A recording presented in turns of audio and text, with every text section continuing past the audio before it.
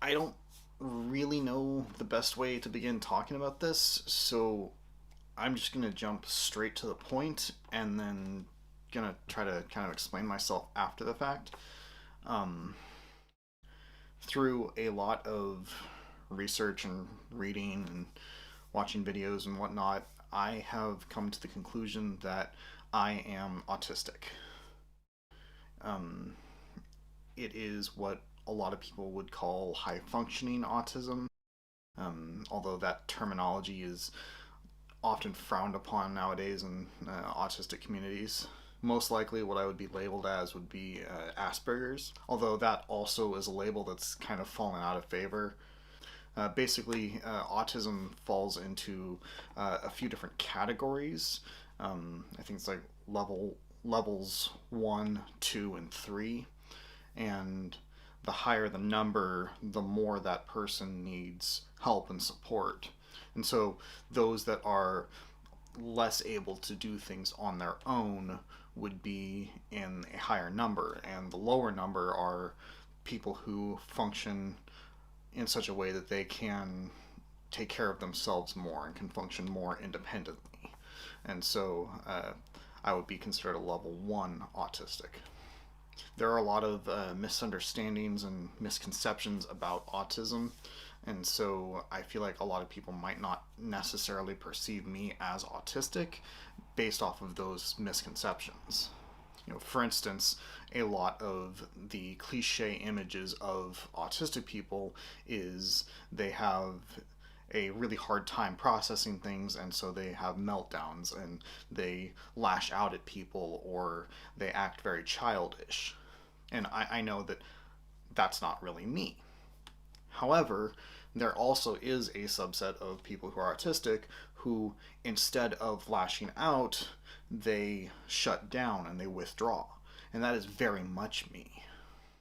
When I get really overwhelmed, instead of getting angry and yelling and getting really emotional, I tend to withdraw and get really quiet.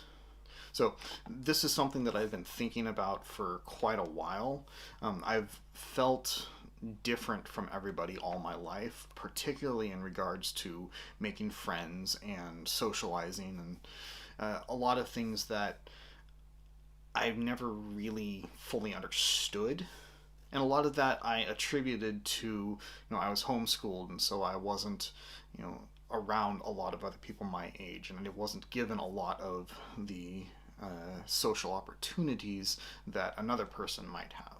But here I am now, 35, almost 36, and I've had plenty of opportunities to socialize and develop those social skills. And there are a lot of social skills I've developed, but I still get very overwhelmed when meeting new people and in large crowds and parties and church and different social situations where I am not completely comfortable. And then I attributed quite a bit of that to being an introvert, which is a part of it, but it's not all of it. So, as I've looked at things like that and how I get overwhelmed when I am around a lot of noise, there was an arcade that I went to with some friends back home a few years ago, and just being in there for a very short time, I started having headaches and feeling really withdrawn and just really wanting to escape. And so, between these and a number of other factors, I've just long felt like there was just something different about the way I process things. Something probably different neurologically or just emotionally, or I wasn't even sure what. And then one day I fell down a rabbit hole on YouTube that led me to a video that was talking about aphantasia. And aphantasia is a descriptor for people who, when they close their eyes and try to picture something, that they don't get any imagery. So, for instance, if you closed your eyes and I told you to picture an apple, and then I started asking you different questions about that apple, like, what color is it? Can you picture any dew on it? Or can you describe the texture that you're seeing? For a lot of people, they can close their eyes and they can picture an apple, and just naturally conjure an image and then they can start describing it. Whereas for me, I close my eyes and I try to picture it and I've got nothing. It's just black. And so hearing that there was an actual label for this was kind of eye opening. But aphantasia itself wasn't that big of a deal for me. It kind of helped explain why doing things like drawing has been difficult for me because, I can't really picture something and then attempt to draw it because I don't have a frame of reference in my mind to work from. But beyond that, it wasn't that big of a deal. Except it got me thinking of all of the different things that are difficult for me and all of the different ways that I felt different all of my life. And I really started to try to analyze the different aspects of them and figure out, okay, why does my mind function this way? Why do I react to certain things in the way that I do? And is there anything that can explain that? And so I continued down this path of researching basically different aspects of my personality and trying to understand myself. And eventually I stumbled across some autistic YouTubers that were talking about the experience of being an adult with autism. And they were specifically focused on the very common occurrence of adults who identify themselves or come to be identified as autistic much later in life. People in their 30s, 40s, 50s even, learning that they are autistic and were never diagnosed. And so there was one video where the YouTuber was giving a list of 25 different questions that might help you identify maybe you're autistic. And he said, if you identify with a number of these, then there is a good chance that you might be autistic. It's not diagnostic, but it should give you kind of an idea and somewhere to begin. And going through that list of 25 different things, I identified strongly with like 21 or 22 of them. So I started watching a number of other videos and started doing more research and looking around online. Got a book on autism, and I've been reading a lot about autism and the different ways that it manifests in people and the ways that it's misperceived a lot of times in media. And the more that research that I've done and the more that I've looked into it, the more I strongly identify with most aspects of the autistic experience. And so I took the next step, and there is a test that you can take online that will guide you towards whether or not you are probably autistic. Again, it's not diagnostic, but it should give you kind of an idea. And I took, I think, like 3 or 4 of these tests that I just found randomly online. I can't really vouch for their veracity, but then I also found 2 different tests through organizations and websites that I know are legitimate. And so I'd say I think it was 5 or 6 different tests, 2 of which I can confidently say are legitimate and reliable. And the way all of these tests are broken down is it basically puts you into one of 4 different categories. And the lower that you score, the less likely you are to be autistic. And the higher you score, the more likely you are. And so it goes from category 1, where most likely are not autistic. It's possible, but you scored so low, it's highly, highly unlikely.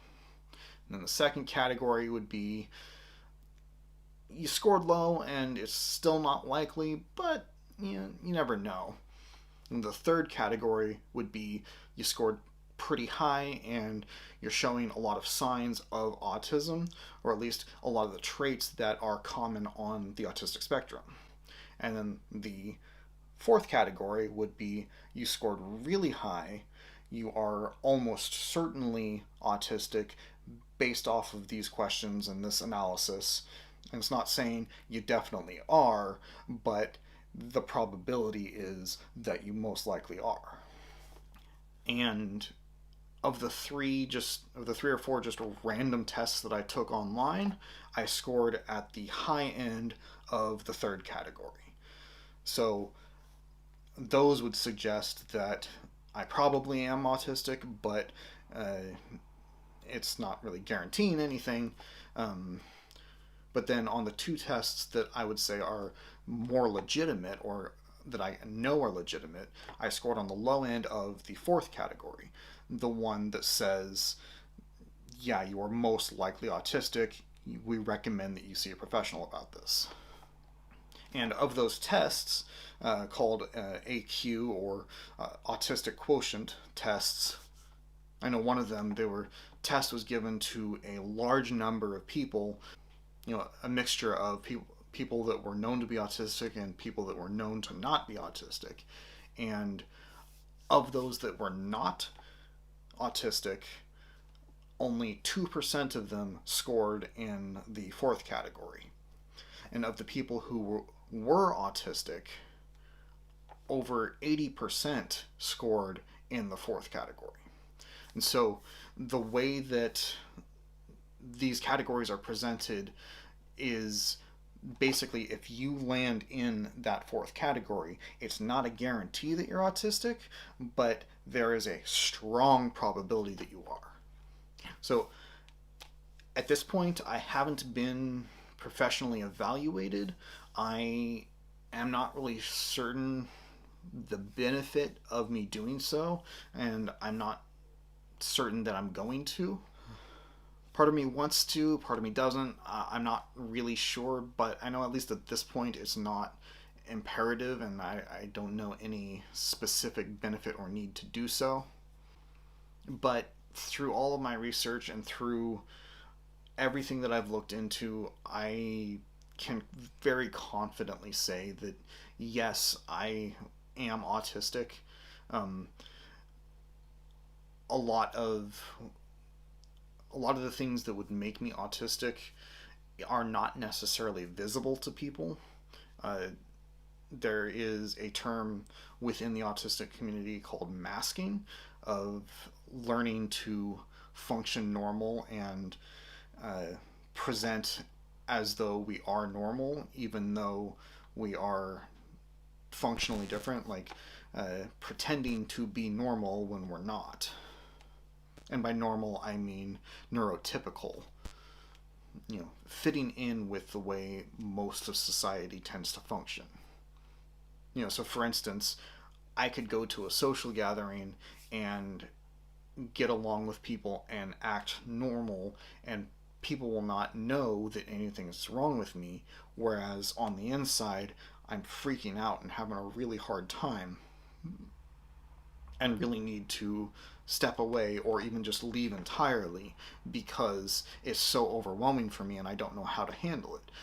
But people might not ever see that.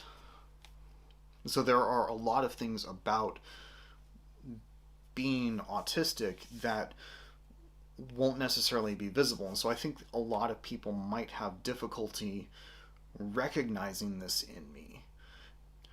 Specifically family, people who have known me so well, who probably can't conceive of me in that way. I just ask that if you do have difficulty conceiving of me like this, like, talk to me about it, like, ask me questions about it. This, like, I wouldn't be making this video if I didn't really feel strongly about this. I feel like this could help people come to understand me better and recognize, like social things are truly difficult for me and not just, oh, he's shy. There is more of a mental and cognitive disconnect there than, oh, he's just shy or he's just quiet or whatever. For instance, there is an issue that most autistic people have with what's called executive function, of the order of operations for how to do something. And for a lot of people it might be, well, I have this task that I have to do, but I don't know where to begin. I don't know the steps that I need to do in order to do it. I don't know what to do. Even though the average person would be able to step in and just figure out some way to do it, a lot of autistic people would have difficulty developing their own method to approaching it. Um, for me, when it comes to like conversations, I often have a specific step by step way of thinking through things, and if I don't follow those steps in explaining myself or in conversing, I can get very lost and very jumbled and get very frustrated. And I know I've had a number of times that I have been in conversations with people and gotten angry at them for interrupting me, or for uh, the conversation naturally drifting aside and going in different directions, whereas I have to then go back to the start, restart where I was at step one, and then work my way back up, because it's difficult for me to mentally just pick up where I left off without going through all of the steps. And I know I've gotten angry with some people in recent memory, in the last year or two, uh, over things like that, that they didn't understand why I was having difficulty with that. Um, I know Jamie, I need to apologize for that. I didn't understand at the time why you were having difficulty with my difficulty. I didn't understand that it was any different for anyone else. So yeah, this is all pretty rambly. I haven't had notes to go off of. I'm just kind of talking off the top of my head. So hopefully it makes sense. Please don't hesitate to ask any questions. I am thinking about making at least one or two more videos to better describe and explain what I'm going through and what I'm learning and where I'm coming from. So hopefully I can make it make a bit more sense in the future, whether through answering questions or through these videos. And really, my whole purpose in doing this is just to foster understanding. I don't want to be treated any differently. I'm not looking for special treatment or different behavior from people. I want things to continue as they have been. Just, I'm the same person, just hopefully there's more understanding. And really, ultimately, I just want to be open and honest with where I am, what I'm going through, and the things that I'm learning. And maybe give you a little bit of a better understanding of what's going on when I am really quiet at a social gathering, or when I don't want to join in for someone's game night, or when I have difficulty with a lot of people being around, or anything like that. Anything that seems like the average person should be able to do, why it is more difficult for me. So yeah, that's really all I have at the moment. Hopefully my next video is going to be a bit more structured. I do want to talk about specific things and delve into things like puzzles and organization and what that does for me. My journey of self-discovery, of learning about, being an introvert, and on to learning about autism.